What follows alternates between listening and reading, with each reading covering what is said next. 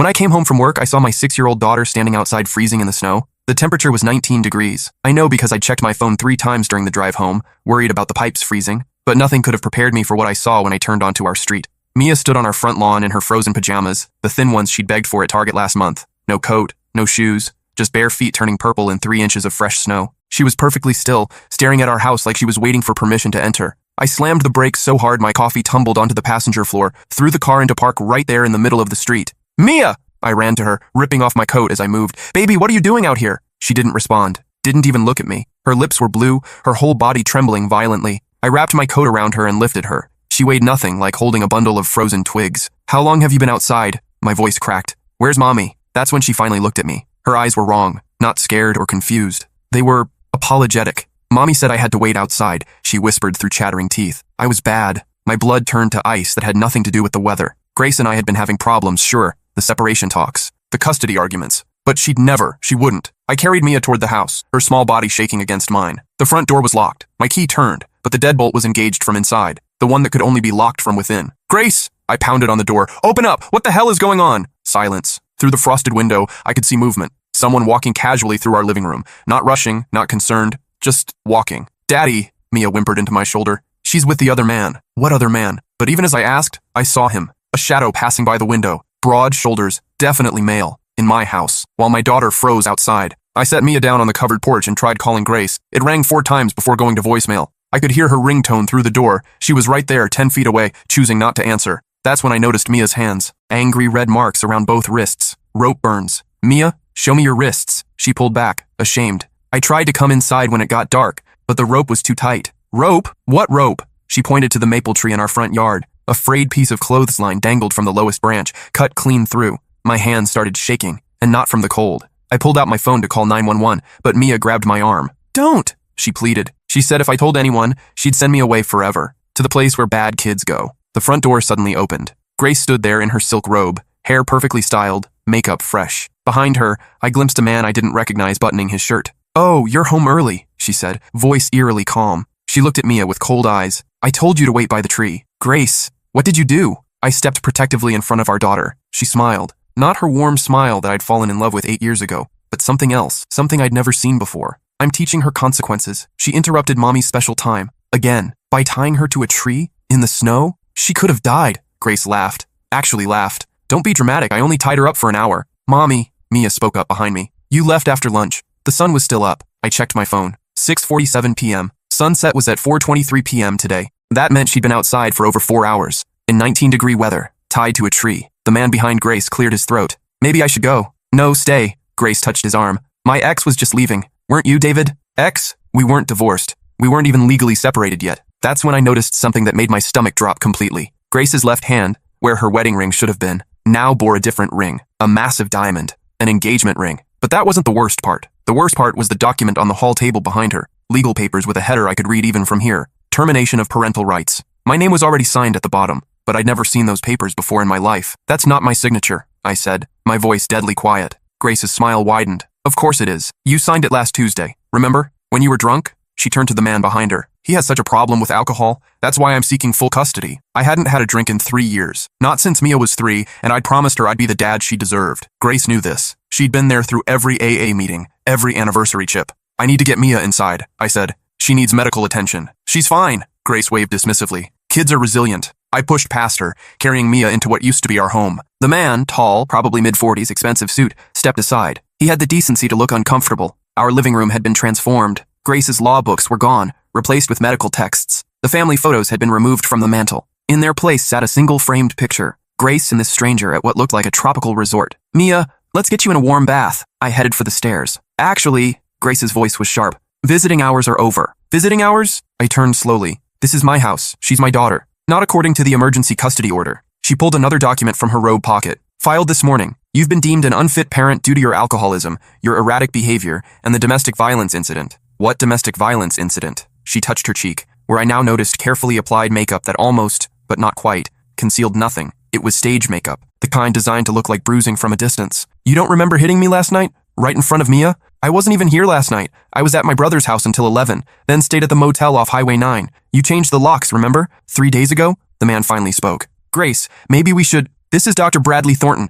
Grace interrupted. My psychiatrist. He's been treating me for the trauma you've inflicted. He can testify to everything. Psychiatrist. The ethics violations alone should have ended his career. But the way he stood so close to her, the way his hand rested on her lower back, this had been going on for a while. Mia started coughing, harsh, barking coughs that shook her whole body. When she pulled her hand away from her mouth, there were spots of blood. She needs a hospital, I said. Stop being so dramatic. Grace rolled her eyes. Brad, tell him she's fine. Brad, Dr. Thornton, barely glanced at Mia. Children are surprisingly adaptable to temperature changes. You haven't even examined her. I don't need to. Grace has been keeping me informed of the behavioral issues. Sometimes natural consequences are the best teacher. Behavioral issues. My sweet, quiet daughter who still apologized to her stuffed animals when she accidentally dropped them. What behavioral issues? I asked, though I was already pulling out my phone. The lying, Grace said. The stealing. The violence toward other children. That's not true. Mia's voice was raspy. I never... See? Grace pointed at her. She's doing it right now. Lying. I dialed 911. You call them, Grace said calmly, and I'll tell them you violated the protection order. That you broke in here threatening us. Brad will confirm everything,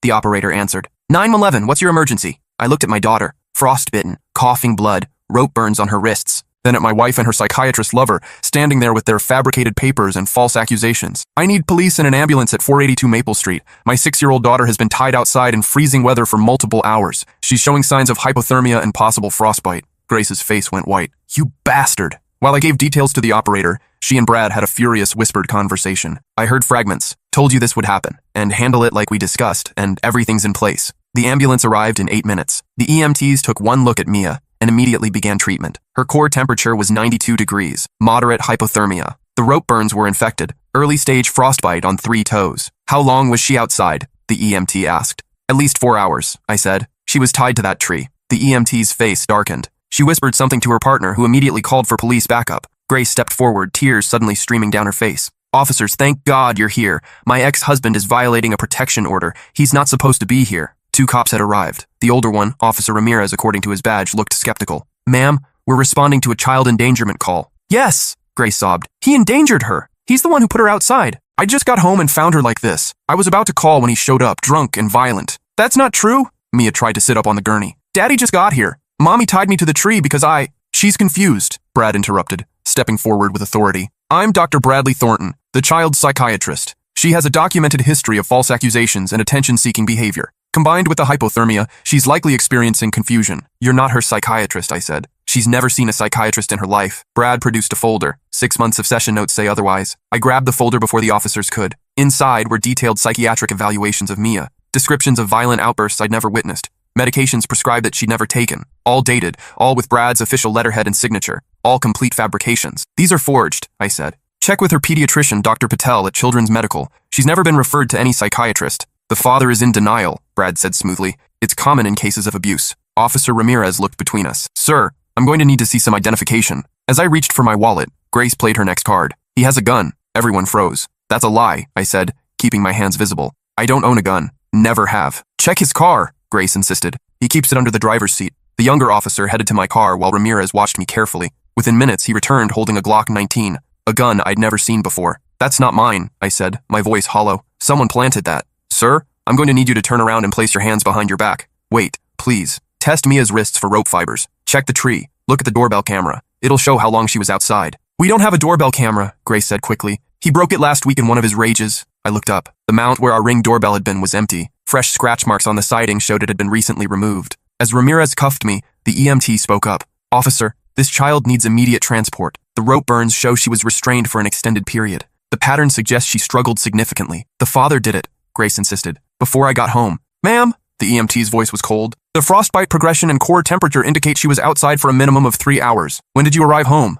Grace hesitated just a second too long. About an hour ago? Then you left an injured, hypothermic child outside for an hour without calling for help? I was scared. He was threatening us. The EMT made a note on her tablet. I'm mandating transport and police involvement. This child is in immediate danger. They loaded Mia into the ambulance. She reached for me, crying, Daddy, don't let them take me. I'll fix this, baby, I called out as they pushed me toward the police car. I promise. The ride to the station was surreal. 20 minutes ago, I'd been worried about frozen pipes. Now I was under arrest, my daughter was hospitalized, and my wife had orchestrated an elaborate frame-up with her psychiatrist lover. At the station, they put me in an interrogation room. The gun, they informed me, was registered to my name, purchased 2 weeks ago from a gun shop where surveillance footage clearly showed me filling out the paperwork, except I'd been in Denver 2 weeks ago for a work conference. I had plane tickets, hotel receipts, attendance records from presentations. When I told them this, they pulled the footage. It was grainy but clear enough. A man my height, my build, wearing a baseball cap and sunglasses. He kept his face turned from the cameras, but his gait, his posture, it was uncanny. Even I might have believed it was me if I didn't know better. I need a lawyer,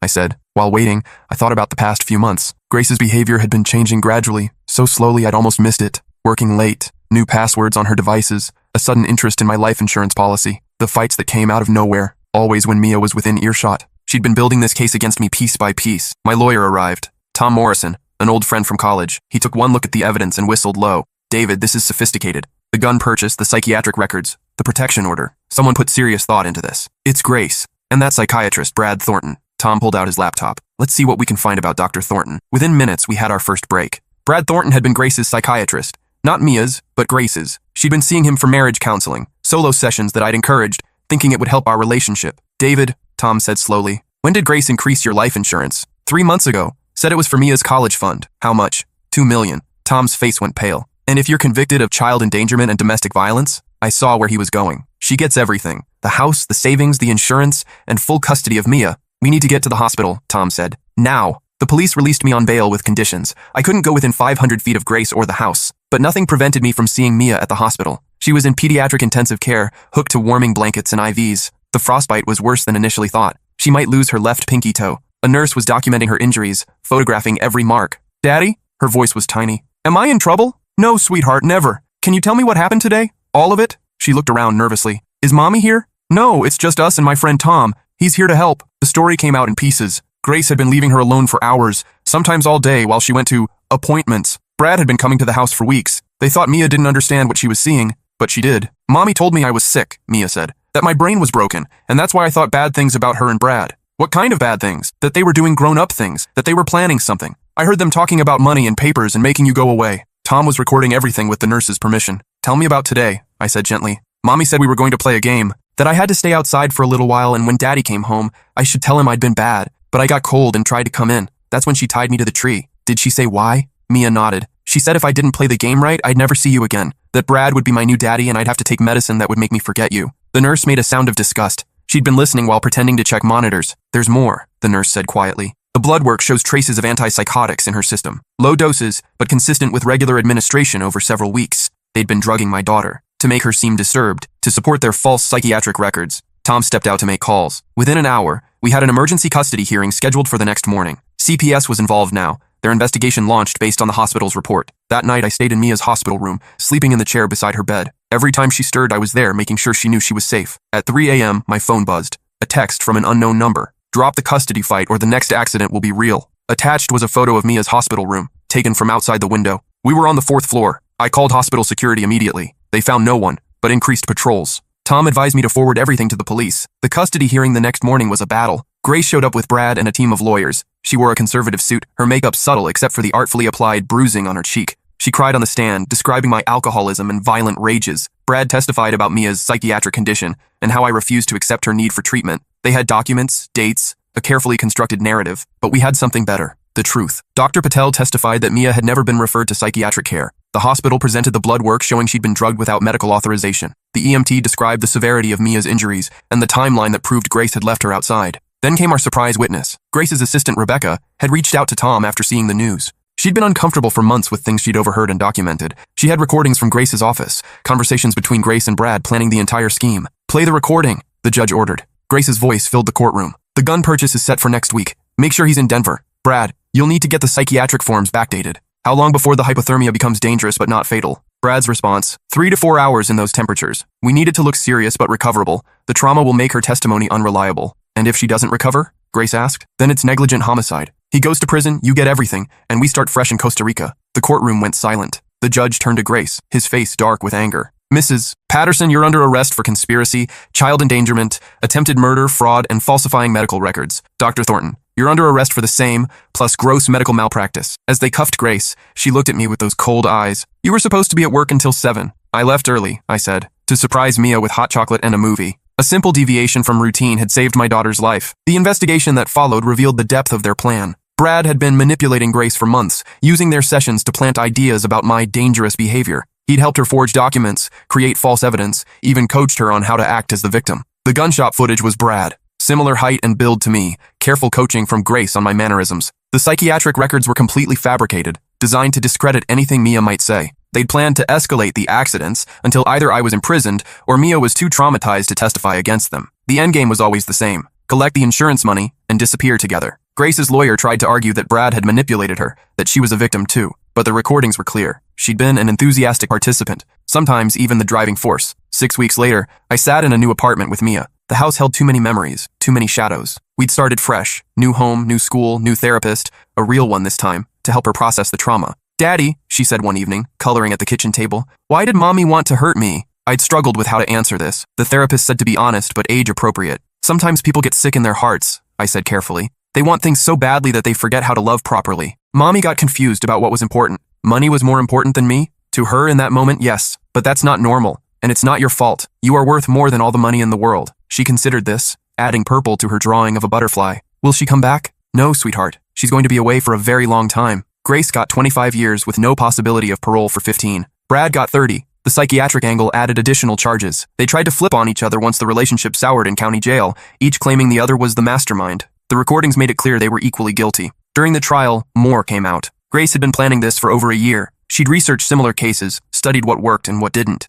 She'd chosen Brad specifically because of complaints against him that had been covered up. She knew he'd be vulnerable to her influence. The most chilling discovery was a folder on her computer titled Contingencies, different scenarios for how to eliminate me from the picture, each more elaborate than the last. Mia being tied outside wasn't even the worst one. There was a plan involving a camping trip and a tragic accident, a plan involving food poisoning that would look like negligence, a plan involving a house fire where I would be too drunk to save Mia. Each plan carefully detailed, with Brad's medical knowledge ensuring plausibility. The prosecutor said it was one of the most elaborate, premeditated schemes she'd ever seen. The only reason it failed was my early arrival and Mia's survival instinct to keep fighting against the cold. That and a neighbor's testimony we hadn't known about. Mrs. Chen from across the street had been watching through her window, concerned about the child outside. She'd been about to call the police herself when I arrived. Her testimony corroborated the timeline and destroyed Grace's claim that I'd put Mia outside. Mia recovered physically, though she still has a scar on her ankle where the rope cut deepest. The psychological healing took longer. For months, she'd panic if I was even 5 minutes late. She'd check locks obsessively, terrified someone would take her away. But children are resilient. With therapy, love, and consistency, she began to trust again. She made friends at her new school. She laughed at cartoons. She stopped asking if Mommy was coming back.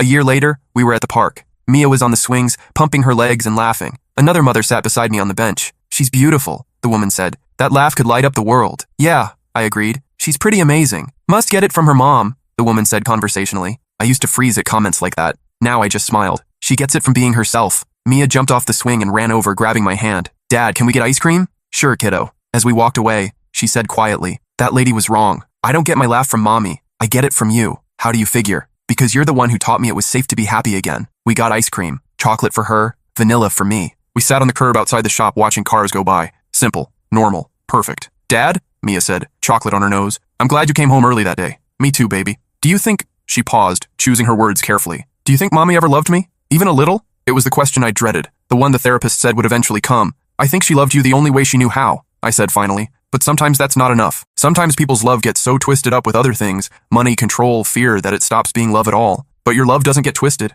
"No, baby. My love for you is the simplest, purest thing in my world. Always has been. Always will be." She leaned against me, satisfied with that answer. Later that night, after Mia was asleep, I sat at my laptop working on the victim impact statement for Grace's sentencing review. 5 years into her sentence, she was petitioning for reduced time based on good behavior and mental health considerations. I looked at the photos from that night: Mia's frostbitten feet, the rope burns, the blood on her lips from coughing. Then I looked at the photo on my desk: Mia at her school play last month, dressed as a sunflower, beaming. I wrote, "Grace Patterson didn't just endanger our daughter's life. She tried to steal her childhood, her trust, her ability to feel safe in the world. She drugged a 6-year-old child to make her seem mentally ill. She tied her to a tree in freezing weather. She did this deliberately, methodically, with full knowledge of the consequences. The physical scars have mostly healed. The psychological ones remain. My daughter still checks that I'm breathing when I sleep, terrified I'll disappear. She still hoards food in her room, afraid of being locked out again. She still asks if love is real or if everyone is just pretending. Grace made a choice. Multiple choices over months of planning. Each choice prioritized money over her daughter's life. That's not mental illness. That's evil. She should serve every day of her sentence." I sent it to the prosecutor and closed the laptop. From down the hall, I heard Mia stirring, making the small distressed sounds that meant nightmares were coming. I went to her room and sat on the edge of her bed, stroking her hair until she settled. "I'm here," I whispered. "You're safe. I'm always here." She mumbled something in her sleep and reached out. I gave her my hand, and she held it tight. We'd survived. That had to be enough. The sentencing review was denied. Grace would serve at least another 10 years before her next opportunity. Brad's appeals had also failed. The psychiatric board revoked his license permanently, and several former patients came forward with complaints, leading to additional charges. Mia and I moved forward, one day at a time. She joined the soccer team, made honor roll, started piano lessons, normal kid stuff that felt like miracles after everything we'd been through. Sometimes, on winter nights when the temperature dropped and snow began to fall, she'd stand at the window watching. Not with fear anymore, but with something like wonder. "It's just snow," she'd say, as if reassuring herself. "It can't hurt me anymore." And she was right. The snow was just snow. The cold was just cold. The real danger had never been the weather. It had been the person who was supposed to protect her from it. But that person was gone now, and we were still here, still standing, still together, still healing.